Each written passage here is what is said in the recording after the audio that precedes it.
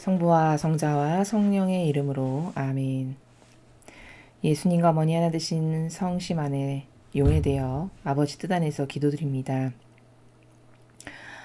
사랑할 예수님과 어머니, 아버지께서 가르쳐 주시는 신적 나라의 질서와 또 원리와 관점과 개념들을 저희들이 올바르게 이해할 수 있도록 저희들의 눈과 귀를 열어주시옵소서.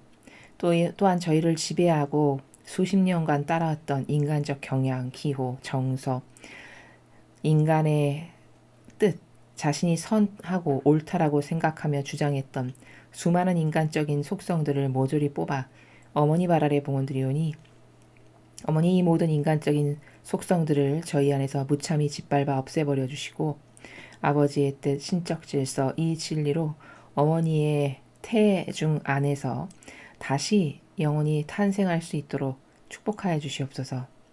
그리하여 아버지께서 가르쳐 주시는 그 정신과 그 나라가 저희들의 사고방식과 저희들의 정서가 될 수 있도록 축복하여 주시옵소서.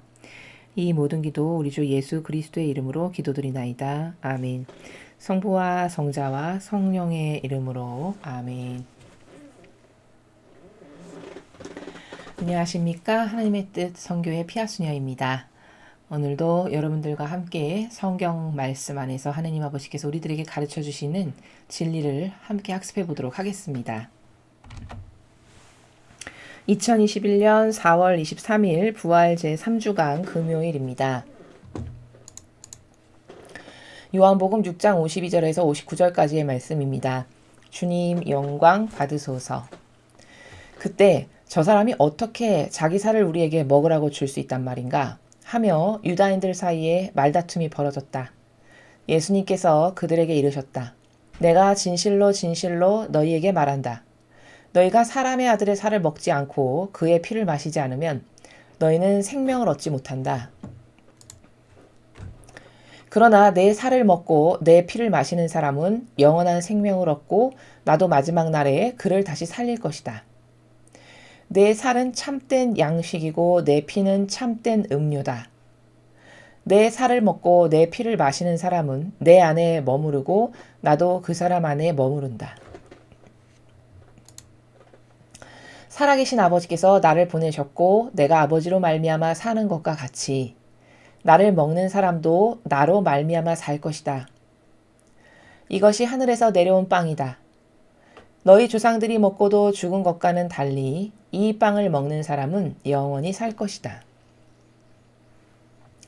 이는 예수님께서 카파르나움 회당에서 가르치실 때 하신 말씀이다. 주님의 말씀입니다. 그리스도님 찬미합니다. 자, 요한복음 오늘 이 6장 52절에서 59절까지의 말씀을 여러분 지금 함께 읽으셨습니다. 이 예수님께서 말씀하시는 나라는 지금 어떤 나라냐면 예수님과 하나 되어야만 영원히 살 수 있다라는 것을 가르쳐 주시는 나라입니다. 즉 예수님께서 아버지와 완전히 하나 되신 것처럼 너희도 나랑 완전히 하나 되어야만 너희는 영원한 생명을 얻어누릴 수 있다. 라고 말씀하시는 게 오늘 이 복음 말씀을 통해서 우리에게 가르쳐 주시고자 하는 중요한 핵심 관점입니다. 그럼 하나 된다라는 것은 정신으로 하나 되는 것이죠. 여기 지금 유다인들이 말을 못 알아듣는 이유는 정신으로 하나 되는 것에 대한 나라가 황무지라서 그런 거죠. 예수님께서 내 피를 마시고 내 몸을 먹어야 너는 영원히 살 수 있다. 이렇게 말씀하시는 것은 무슨 식인종처럼 살을 자르고 피를 마셔야 하나 된다라는 그런 말씀이 아니잖아요. 이건 순전히 본질의 나라에서 너하고 나는 너의 정신을 다 버리고 너의 그 인간적 정신 이상한 사고방식을 다 버리고 내 정신 내가 아버지의 뜻을 행하고자 하는 여러 가지 다양한 원리들, 방법들 이런 거랑 하나 되어야만 너는 영원히 살 수 있다. 그렇게 나랑 하나 되어야만 이렇게 정신으로 하나 되는 것을 말씀하시는 것이죠. 근데 이 전반부에 유다인들은 이 본질의 차원이 무엇인지를 모르다 보니까 아니 어떻게 자기 살을 먹으라고 준단 말인가? 끔찍해. 뭐 이런 나라에서 지금 52절에서 반향을 하죠. 그러니까 전혀 예수님 말씀하시는 나라의 차원이 무슨 차원인지를 모르는 거죠. 자, 여기 오늘 핵심이 뭐냐? 살을 먹고 피를 마신다라고 말씀을 하셨어요. 이건 앞에 강의에서도 말씀드렸듯이 성체 성사를 두고 말씀하시는 거예요. 살을 먹고 피를 마신다는 것은 예수님께서 순환당하시기 전날 밤에 제자들 앞에서 성체성사를 제정하시죠. 그 성체성사를 제정하시는 이유는 제가 어제 강의에서 말씀드렸다시피 하나 되기 위해서요. 나의 자녀들이 나와 하나 되기 위해서 나의 피와 나의 몸을 나누어 줘. 근데 그것을 먹고 마음으로, 의지로, 정신으로 저는 예수님과 하나 되겠습니다. 이렇게 한다면 완성돼서 너는 나와 하나 되는 것이고 곧 나와 하나 됐다라는 것은 아버지와 하나 됐음을 반증하는 것이므로 너는 영원히 살기에 합당하다. 이래서 엄청난 은총과 축복으로 우리에게 성체성사를 제정해서 주신 거라는 말이죠. 즉 다시 말하면 성체성사라는 것은 하나 되기 위한 어떤 도구를 예수님께서 이 그리스도 교회에 남기신 거예요. 영원한 유산으로. 하나 돼서 내 자녀들이 우리가 지금 원죄라는 것은 원래는 하나였는데 아버지께서 창조하신 그때부터 하나였는데 하와가 자기 뜻을 가지고 그 아버지의 뜻에 반하는 행동을 함으로써 아버지 뜻으로부터 자기 뜻을 가지고 떨궈져 나왔잖아요. 떨어져 나온 그 순간부터 우리는 죽은 거예요. 목숨은 살아있을지 모르겠지만 영혼은 그때부터 죽은 거나 마찬가지인 상황이 된 겁니다. 왜? 이런 거예요. 하나 된다라는 것은 태양이 있죠, 여러분. 태양이 있으면 그 태양에 광원이 있고 그 광원이 중심이고 그 광원을 중심으로 반짝반짝 빛나는 빛살들이 있죠. 햇살들. 그 태양의 광원과 빛살은 불가분의 관계죠. 하나 된다는 건 바로 이런 거예요. 우리는 아버지의 위대하신 그 거룩한 사랑의 뜻이 우리를 창조하셔서 우리가 영원히 살려면 그 태양이신 아버지의 뜻과 떨어지지 않았어야 돼요. 근데 그 태양과 빛살의 관계는 불가분의 관계로서 빛살이 그 태양의 광원에서 떨어져 나간 순간 이미 그 빛살은 죽은 거랑 똑같죠. 그 빛을 잃어버릴 테니까. 이런 관계인데, 이런 불가분의 관계인데 바로 우리가 그 빛살에 해당한다는 거죠. 태양은 아버지의 뜻, 예수님이 되실 수도 있고 진리가 될 수도 있고 이렇게 아버지의 뜻, 진리, 예수님의 정신, 가르침, 모범 이게 바로 태양의 광원이에요. 그 광원에서부터 빛살이 떨궈져 나가는 순간 이미 죽은 것처럼 우리도 아담과 하와가 원죄를 져서 자기 뜻을 가지고 그 태양으로부터 떨어져 나온 순간부터 우리의 영혼은 이미 패망한 영혼들이 된 겁니다. 근데 지금 그것을 되돌리시는 일을 하시는 거죠. 되돌려질 수 있는 기회를 예수님의 엄청난 희생으로 우리는 받았고 이 마지막 성화시대라는 것은 그렇게 되돌려져서 에덴 동산으로 다시 말하면 돌아가는 다시 회복되는 원래 상태로 회귀돼서 그 영원히 사는 그 나라에 가는 이게 복원이 되는 다시 원래대로 되돌려지는 과정 가운데 인류가 이렇게 있는 겁니다.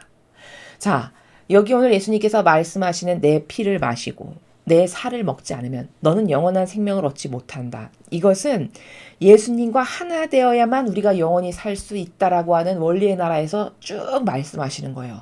그럼 하나 된다라는 것은 뭐냐면 제가 지금 좀 전에 비유를 들어서 말씀드린 것처럼 태양의 광원이 있고 그 광원이 아버지 뜻이요 진리요 예수님의 정신, 가르침, 모범 이런 것인데 그것으로부터 우리는 빛살이고 우리의 존재라는 것은 그 빛살은 태양에 단단하게 붙어있지 않으면 희망이 없는 존재인데 떨어져 나간 것이 벌써 수천 년이 됐고 우리는 그 우리 뜻을 다 버리고 다시 원래대로 내 뜻 버리고 아버지의 뜻으로 하나 돼서 그 태양에 붙지 않으면 희망이 없는 존재다.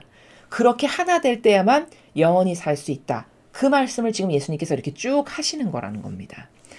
자, 그런데 원리는 그건데 그 안에 하부 내용인 피, 살 이런 것이 무엇인가를 좀 구체적으로 살펴보겠습니다. 자, 하나 된다라는 건 지금 제가 말씀드린 것처럼 태양과 빛살의 불가분의 관계로서 우리는 빛살로 다시 돌아가야 되는 그런 ing 과정 중에 있는 상태다. 인류는 이렇게 말씀을 드렸어요. 근데 예수님께서 지금 내 살을 먹고 피를 마시면 영원히 살고 영원한 생명을 얻고 마지막 날에 살린다. 이렇게 말씀하셨잖아요. 그럼 도대체 여기서 말씀하시는 살 그리고 피 이게 영적으로 의미하는 게 뭐냐? 왜 이것을 먹으면 하나가 된다라고 다시 살 수 있다라고 말씀하시는 것이냐라는 것이죠. 피는 영적으로 생명을 뜻해요. 생명. 우리가 수혈 받죠. 수혈. 어떤 위급한 상황에서. 그만큼 피는 인간의 생명에게 아주 직접적 연관성이 있는 굉장히 중요한 것이죠. 그래서 피는 영적으로 생명이에요. 그래서 예수님의 피는 희생제물의 산 희생제물의 피이셨고 우리의 죄를 대신한 배상과 보속의 피이셨고 그리고 영원한 생명의 피이셨어요. 그래서 우리는 그 영원한 생명이신 예수님의 피로만 용서받을 수 있어요. 짐승의 피는 한시적이어서 구약에 보면 짐승을 계속 잡고 또 잡고 또 잡고 반복적으로 주기적으로 이렇게 잡아 바치죠.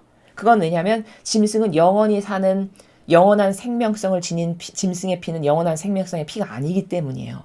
그러니까 주기적으로 반복적으로 내 죄를 갚으려면 어떤 짐승 하나를 잡아서 그 짐승을 죽이고 그 피로써 용서를 받는 이런 예식을 행하잖아요. 구약에 보면. 근데 예수님의 피는 단 한 번 바쳐짐으로써 영원한 효력이 발생하는 것은 그분은 죄가 없고 완벽하신 그리고 흠 없는 자원하신 산 희생제물로서 그 피를 우리의 죄악을 대신해서 내어주셨기 때문에 우리가 영원히 살 수 있는 그런 자격이 이제 생긴 거예요. 그래서 우리는 용서받으려면 예수님의 이런 영원한 생명의 피로서만 용서받을 수 있다. 이게 성혈의 의미입니다. 자, 그리고 여기 내 살이라고 말씀하신 성체. 그 성체가 가지고 있는 의미는 뭐냐면 이렇게 말씀하시죠. 성경에서. 나는 머리요, 너희는 지체다. 그 지체가 그 머리에 달라붙어 있지 않으면 죽은 거나 마찬가지죠. 나는 포도나무여, 너희는 가지다. 이렇게도 말씀하시죠. 그 가지가 포도나무에서 떨어져 나가는 순간 이미 생명이 단절됨으로써 죽은 거예요. 자, 성체라는 것은 이렇게 예수님이 머리시고 우리는 지체로서 그분의 머리를 중심으로 붙어 있지 않으면 생명이 끊어질 수밖에 없고 죽을 수밖에 없는 이런 관계성. 그게 성체가 가지고 있는 의미예요. 머리요 지체다라고 하신.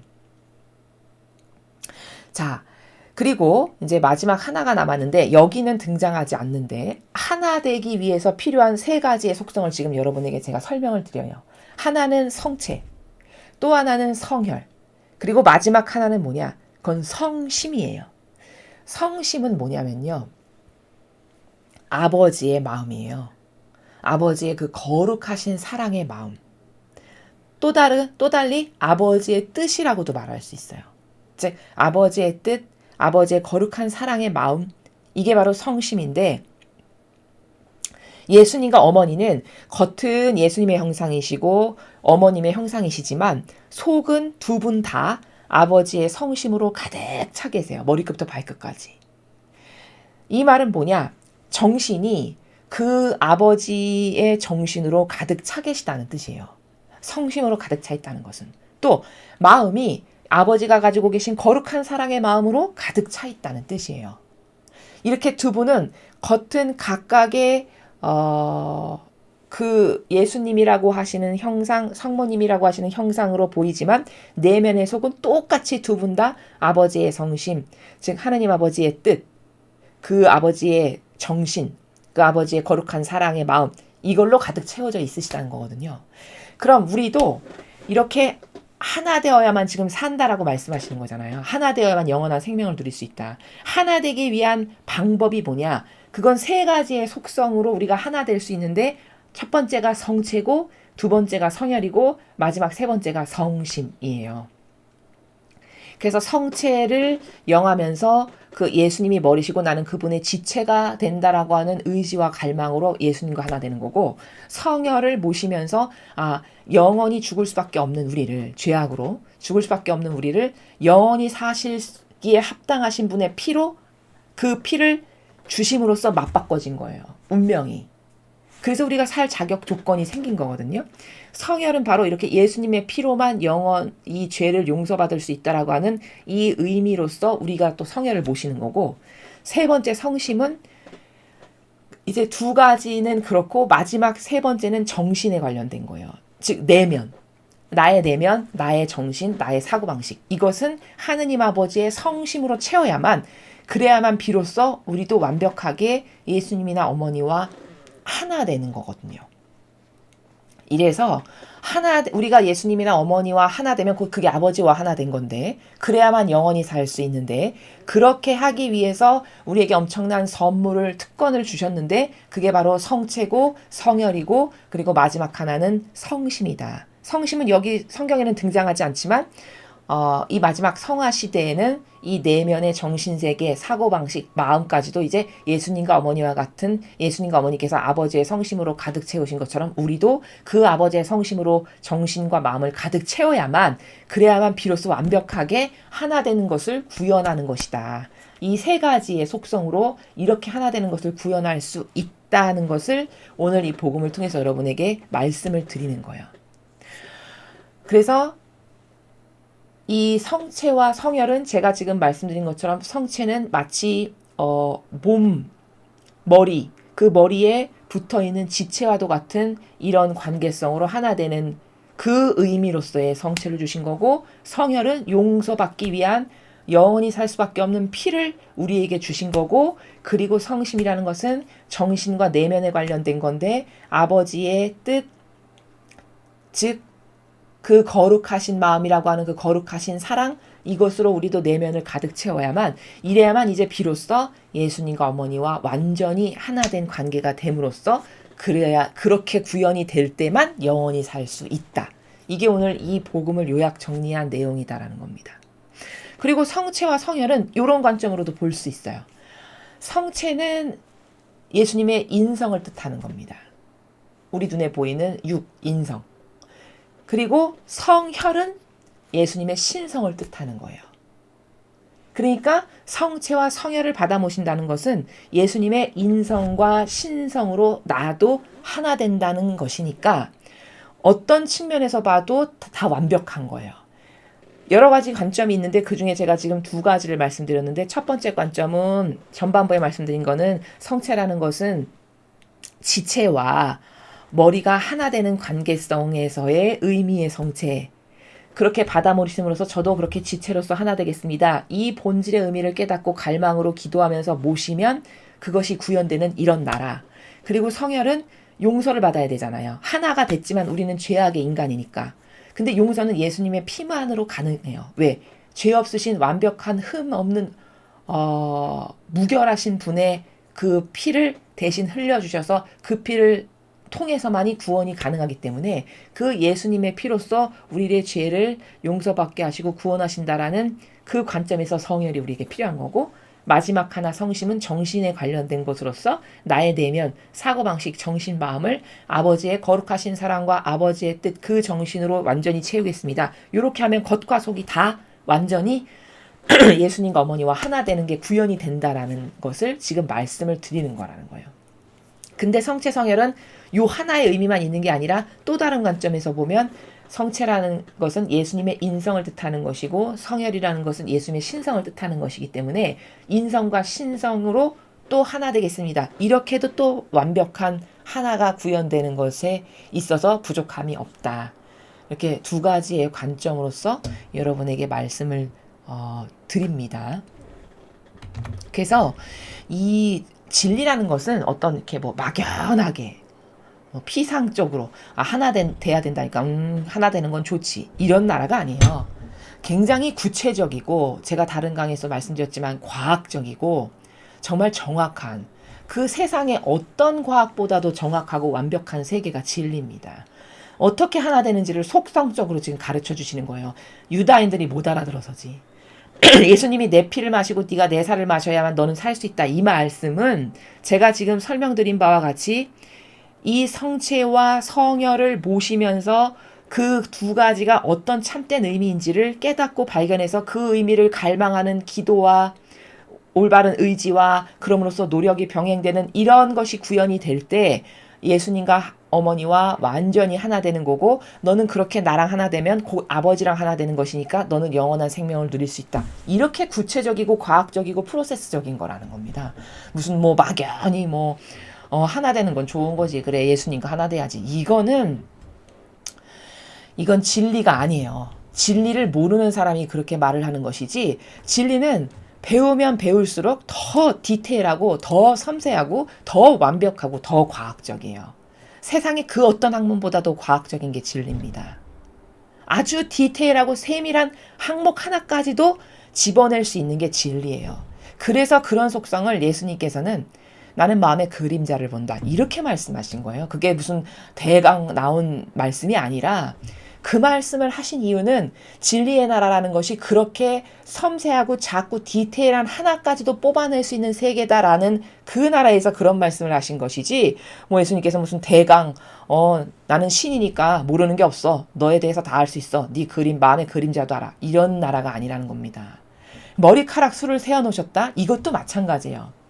그 진리라고 하는 세계가 그렇게 작고 미세한 나노 단위 하나까지도 골라낼 수 있을 만큼 아주 정확하고 입증 가능하고 그 입증을 됐을 때 아무도 아니라고 발뺌할 수 없는 정확한 이런 과학적 프로세스적 사고방식 가운데에서 모든 것을 검증하고 입증하는 게 가능한 것이 이런 진리의 나라다라는 것을 그렇게 뭐 머리카락 수도 세어놨다 내가 마음의 그림자를 안다 이렇게 말씀하시는 나라라는 겁니다.